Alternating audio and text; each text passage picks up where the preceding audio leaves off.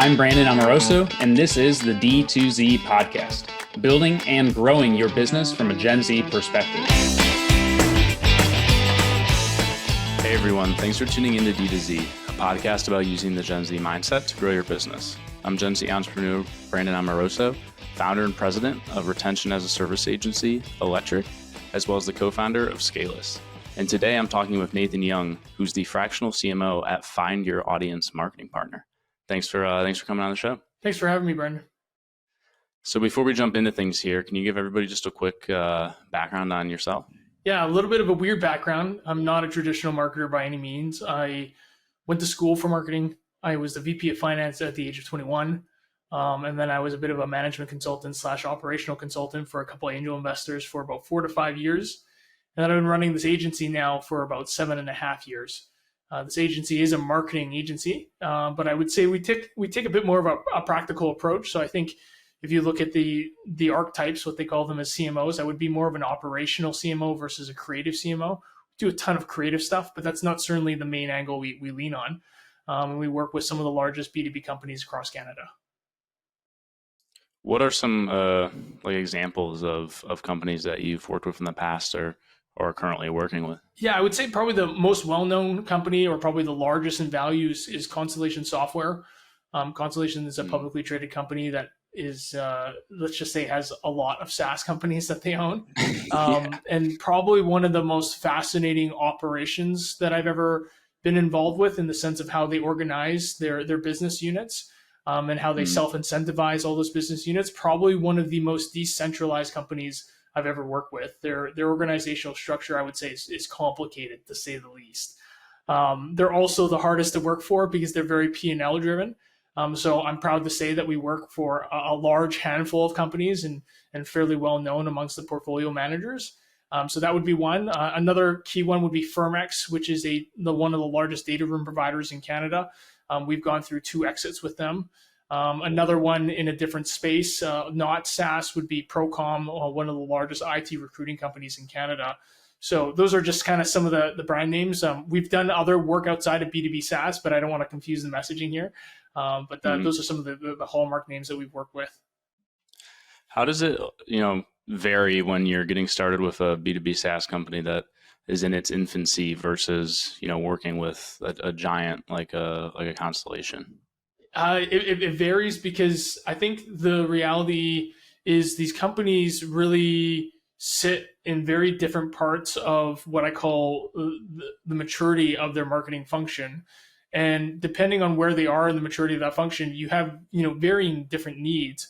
A lot of the companies we work with call it in the infancy stage, where I think a lot of the processes and ideas and funnels aren't really hashed out very well, versus some larger organizations.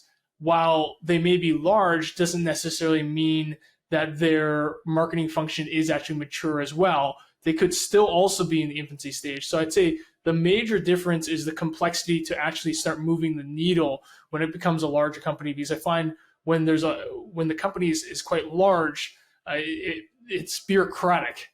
There tends to be more stakeholders. And when there's more stakeholders, it becomes very hard to create change. So you may assume that a mature company has a mature marketing function, and I'd say that is not the case. You often have a mature company that could have a marketing function that's still in its infancy, that's basically just kind of holding on for dear life, trying to be reactive to the organization and providing, the required means to do anything, such as building up proposals last minute, but they're not doing anything proactive. So the biggest thing is just how long it takes to make change. Smaller companies are much easier. Larger companies, there's a lot more bureaucracy, a lot more stakeholder management that's involved to create big change in the marketing function. Yeah, I know on the D2C e-com side of things, you could have a giant client and you can give them everything, but if none of it actually gets put into effect and you're sitting there 6 months later, there's not a whole lot that you can do because it wasn't able to work its way through the various stakeholders in the giant organization. So it's a challenge for sure. Exactly. And if you look at that on the e-commerce side, a great example would be, hey, we need to split test these images a bit more. Can we do that? While they're trying to produce 3 or 4 new products and launching it this year, it's not going to be a priority for them. So rather than actually trying to get their production team to produce these things for your team to help optimize, they're going to be worried about trying to launch these new products. And so again, trying to institution that process goes against other strategic goals or priorities. And so therefore, movement is really slow. And then that's unfortunate. But again, that's also one of the reasons why I think Constellation is kind of interesting is they're so decentralized that they can make fast decisions. But those fast decisions still come with a lot of requirements. I think, at a size like that, if you didn't have any checks and balances, things could probably get totally out of hand very quickly. Yeah, but you know what? I've seen even smaller companies do this. I won't name the company, but I walked into a SaaS company where they spent $3 million in marketing spend, real ad dollars. And I came to them and they gave me a budget. I think it was like $30,000. And they said, Nathan, we need you to build a funnel. And I said, that's fine. So what's my budget? $30,000. That's great. How much money have you guys spent in the last 3 years? $3 million. Fantastic. Okay. Do we have any insights? They're like, what do you mean? I was like, well, what do you mean? You just told me you spent $3 million over the last 3 years. What are the insights? What do you mean by that? Well, you spent $3 million. You must have garnered something, right? Yeah. What markets work? What demographics work? What creatives work? What landing pages work? What languages work? Do you have any documentation on that? They're like, no. So even a small company that has all this money, again, also failure to really use their money prudently. So I won't fault just the larger companies making mistakes. Even small companies that are agile make grievous, terrible mistakes. And I was shocked. So I won't say all bad things come with large size companies, but because you'll see the same mistakes in small companies as well. What's like the ideal scenario look like for a marketing org within a B2B SaaS company, especially as it relates to like the way that marketing interacts and hands off to sales? I think my ideal structure, or the ones that I would help build, is always I want a product marketer on staff, and that's going to be a person who works alongside the product manager or product owner and is really focused on that feedback loop amongst their current brands and current customers and doing market research and being that point of contact for sales and generating their sales enablement tools. So I think having a product marketer is key. I think if you can afford, and this is what I always say, it always makes sense to build a marketing team if you can hire 3 FTEs. So the first FTE I would want is a product marketer. Usually the second will be a coordinator. So that coordinator is the one just dealing with kind of menial administrative tasks, really helping that product marketer focus on their highest and value use of time, which is around product marketing. And then typically this will be where it'll shift depending on the company and where they developed their funnels, which means they actually have something that they can repeat and they know the economics of. You might want to look into a demand generator. You might want to look into a content marketer. And depending, again, if it's a brand related or, I'm going to say a category industry that's really brand heavy, you might want to look for that CMO or that VP of finance or that creative person to help really position that company on a creative perspective. So I think 3 is the sweet spot. And it's always, to me, the number one hire is a product marketer. For those that are listening, what does a product marketer actually do? Like, what would a day in the life of their responsibilities look like? That's a great question. I think every company has a different definition of that. I think in my definition, a product marketer is someone who is constantly talking to customers, constantly reviewing the competition, and is constantly translating whatever the product team is creating into actionable things for the company in terms of marketing. So if the company's strategic review says, hey, here's a white space in this feature, the product marketer should be aware of that or be a part of that conversation. That product marketer needs to validate that white space, which means, hey, yes, I've talked to 3 customers. I've looked at the market. I agree with this perspective that this white space is actually something valuable. And then ultimately that product marketer will help create that product market fit where they're going to say, I have validated the fact that these features actually solve pain points, not just assumptions from the C-suite saying, hey, we think this is an opportunity. This product marketer is the one that actually really helps try to validate that and make sure that everything that we do in terms of building the company or building the product is related to like true validation to a primary source, which is typically going to be either customers or the competition or some other form of data point. And then again, translating this into actionable items where they are also the ones that assist the sales team in getting educated on this part, right? So it's like, hey, we've got this new feature. It solves these pain points. This is how we're positioned in the market. When you go into the market sales team, this is how you want to talk about it. This is what our competitors are doing, and really bridging that gap, because the sales team, they're salespeople. They need to be coached. Mm-hmm.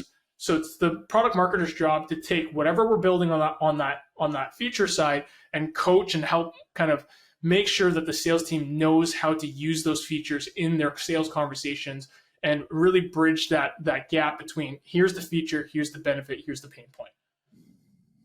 Got it. No, that makes sense. Sort of an internal like education effort. When it comes to ads, and you mentioned your story of the $3 million that was spent with no insights. Well, why do you think that happens? Like, do companies just start spending money on ads well before they're actually ready to, put some sort of budget against paid? Why do companies do that? I think that's just because sometimes there's external pressures. A great example are companies that are fueled by venture capital and they have 12-month runway. And rather than having the time to be prudent in their approach, they rush into what they call low-hanging fruit or tactics that appear to have some ability to generate immediate leads. And because they rush into it, they're not prudent. And when they're not prudent, they don't set up a framework where they're actually creating tests. And so rather than trying to go into a ad campaign with an idea and a theory and a thesis or an objective, they're kind of going into it with, we have to generate leads. And so they're not really testing out messaging prudently. They're not really testing out creatives prudently. And so therefore they may have insights, but because they're so rushed, they're not even trying to collect those insights or generate those insights to generate new tests. And so therefore they kind of just spend money, and all they're looking is this kind of quantification of success, which is, did it generate leads, yes or no, versus the qualifications and the other types of value you can garner from tests, which is, hey, we tested this messaging. Did it really work in the market? Yes or no? Why didn't it work in this market? Because of this. Okay, let's test that. And then let's validate that rather than trying to jump into more A/B split tests for the sake of doing A/B split tests. Yeah, testing for the sake of testing is just sort of, a waste of everyone's time if you're not taking any insights away from it. It's useful, but it could be far more useful. Mm-hmm. I understand. So even like, let's say hypothetically, you spend the $3 million, you get a bunch of leads, and some of them even convert. It's like, okay, great. Well, then what do we do from here? But if you're not actually set up in a way to, effectively take in those insights to reinform your go forward strategy, then it's far less successful than what it could have been, even if you are getting, the leads through the door. Yeah, absolutely. And that's exactly why I tell people that when you do an ad campaign, you can't look at it in such a binary perspective, in the sense that we did a campaign, we didn't generate leads, and therefore it's a failure. It's only a failure if you don't garner observations from it, right? So it's like, even when you have a failure, you can garner an observation from that. And that observation is ultimately going to impact how you continue to build that business in a demand generation perspective, in a paid media perspective, because it should tell you, hey, you're wrong on this assumption. You need to pivot. Right. That makes sense. Aside from the actual like tactics that you're deploying with clients, more on the business side, what was it like, or what has it been like, building and growing your agency over the past 7+ years? What are some of the, gotchas that you ran into that you've taken away from this experience? I hate to say this because this is a saying that I think every person has ever heard from a mentor or a class or even a book, and it's this idea of just focus. I've repeated this so many times because I always say, when someone tells you to focus, I don't think they do a great job really breaking down what focus ultimately does for you. Sure, focus is easy in the sense of, okay, when you focus on one thing, you typically probably do a better job. That's kind of an obvious thing. But they don't talk about all the other impacts of focus and being specialized. I built this company on the steepest side of Everest. If I chose, I would have taken something that was a little less steep, but instead I went the route of let's make sure that we are the marketing department for companies. And so what I would say is that we built all these departments with so many different tactical skill sets. It was incredibly hard to build those teams to scale because all of our clients had varying different needs. And so therefore it was hard to get scale in each of these tactical areas, which was then really hard to build. And that created an incredibly complex challenge for us. Whereas if I was just doing SEO, if I was just doing demand generation and paid media, if I was just doing content, if I was just doing trade shows, I could focus my resources around there and then do a better job and scale faster because I could do more with less.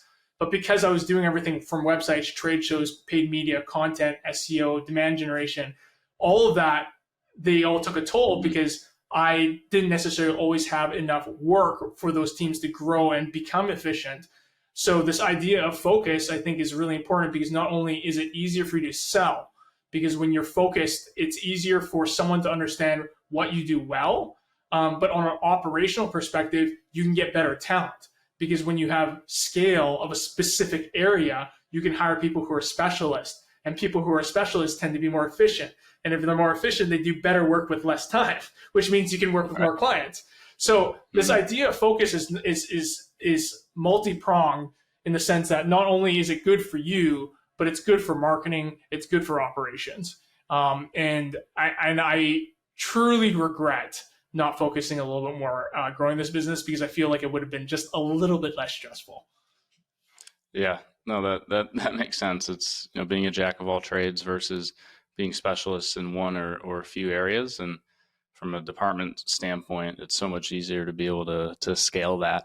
And I think the giant agencies are struggling a little bit with that exact problem. Even if they have 30 plus people in each one of their departments, it's still very challenging to be able to work cross-functionally. I found as an agency with a company, when you start adding on additional services here and there, but that was sort of 15 years ago. That's how you would make more money as an agency. You just start selling more services into the existing clients that you already have. When it comes to the way that you generate net new business for yourself, is there any overlap between the tactics you deploy for your SaaS companies and the way that you go about getting new clients? Or at this point, is it primarily, a lot of referrals and things of that nature, given your track record and duration in business? I'd say certainly a ton of referrals. And I think that's, again, just from track record, we've worked with 50 plus clients over the years. And so therefore we naturally get a natural stream of people, whether those are people that we've worked with and they've left the new companies, or they're CEOs who speak highly of us because, they're obviously happy with our work and continue working with us. I think in terms of the tactics that we give to our clients versus what we do, they do vary because typically, I use this slide because in Ipsos, there's this trustworthiness index, and advertising execs are second last in trustworthiness as a professional service provider, which means we're actually just slightly more trustworthy than politicians. And it's funny thing, right? So marketers in general have a hard time. And generally speaking, it's just because people don't trust marketers. And so what we have to do versus what a software as a service that's in the manufacturing industry or a engineering firm might need to do is fundamentally different because there's a little bit more trust in what they do versus what we do. So I would say, one common theme are trade shows. I do think trade shows are still very effective, but you have to put in the work and do the research for that mode of acquisition to work for you. Paid media is something that we do for all clients, and that works on varying different degrees. I think a lot of people have this idea that paid media, like very specifically Google Ads, is like this magic widget where you just turn on and you get leads. It's very much not the case. And while that does work for some clients, it'll never be profitable for them because their actual SaaS model is too cheap for those type of customers to ever back out, or they somehow retain these clients for 5+ years, so their LTV is so large that it actually makes sense. So not a ton of overlap, just because I think in terms of our ideal customer profiles versus my client's ideal customer profiles are fundamentally quite different. Do you dig in with your clients around their ICP? Is that something that they're generating and giving to you, or do you have to come in and produce some of that as well? Because I know it's sort of like a little bit of sales, a little bit of marketing, and there's definitely some overlap there. Yeah, that's a great question. And I think that really leads into this idea where I think the CRO role is becoming a bit more of a blended role between marketing and sales. Yes, the short answer to that is we do work with building out ICPs for clients. We do work with some clients working out on their TAM, their total addressable market. And even though that's not traditionally a marketing role, it kind of is, because we kind of need to understand the audience and we need to really start profiling them so that when we generate content, we understand their pain points, et cetera, et cetera. So yes, we do that. Typically, it is led by the client, and I think we expand on that. If there was one thing that you would have anyone starting a B2B SaaS company do, what would it be? Or if you were going to start your own, what would be, the number one thing that you would be focused on? It's a great question. I would say focus on gaining a network effect. And this is something that I've been more and more bullish on as I've done more and more marketing for companies, and I've seen companies start.